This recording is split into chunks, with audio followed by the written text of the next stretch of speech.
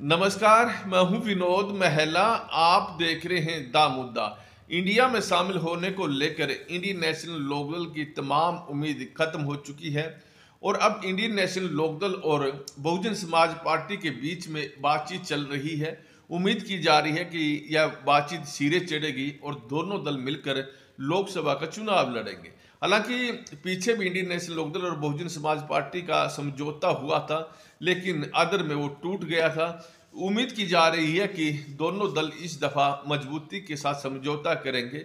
जहां तक की बात करें, अंबाला, गुड़गांव, फरीदाबाद संसदीय क्षेत्र ये बहुजन समाज पार्टी के पास जा सकते हैं और बाकी 7 लोकसभा इंडियन नेशनल लोकदल के पास रहेंगी। हालांकि एक दो सीट ऊपर नीचे भी हो सकती है।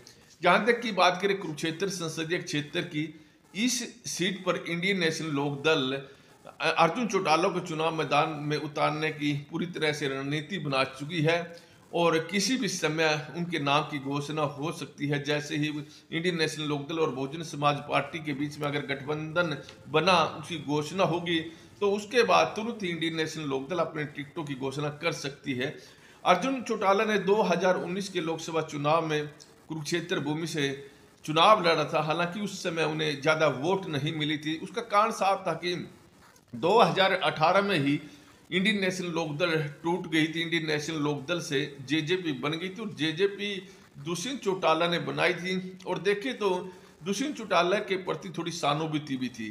खैर, इस दफा इंडियन नेशनल लोकदल के प्रति जो लोगों का रुझान है वो अच्छा खासा कई क्षेत्रों में देखा जा रहा है और अर्जुन चौटाला ने एक बार फिर यहाँ जो चुनाव मैदान में अपने आप को उतारा है, उसका कारण माना जा रहा है कि कुरुक्षेत्र संसदीय क्षेत्र में आम आदमी पार्टी और कांग्रेस पार्टी ने सुशील गुप्ता को चुनाव मैदान में उतारा है और अग्रवाल समाज की वोट लाख सवा लाख के करीब बताई जा रही है। तो भारतीय जनता पार्टी यहां से चुनाव मैदान में नायब सिंह सैनी को उतार सकती है, ऐसी अब तक संभावना जताई जा रही है।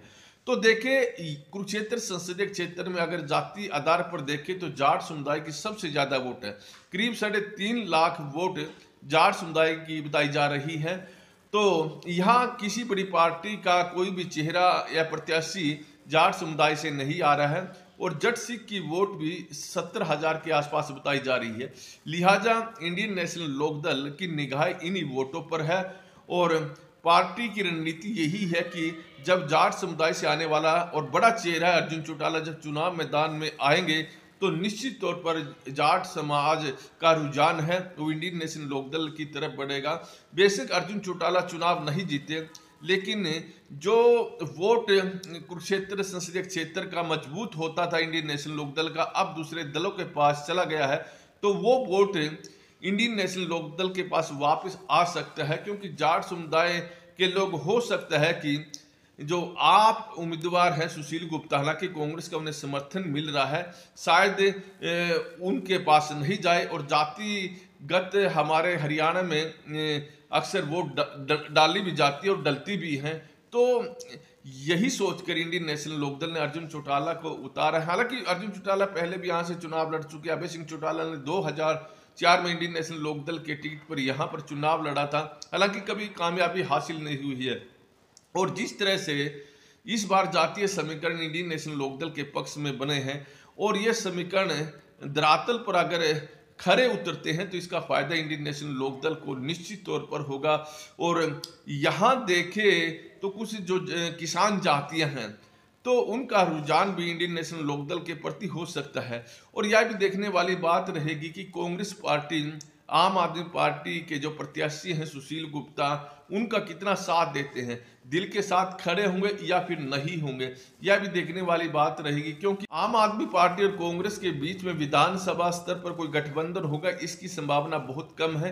केवल यह गठबंधन लोकसभा चुनाव के लिए ही बना है।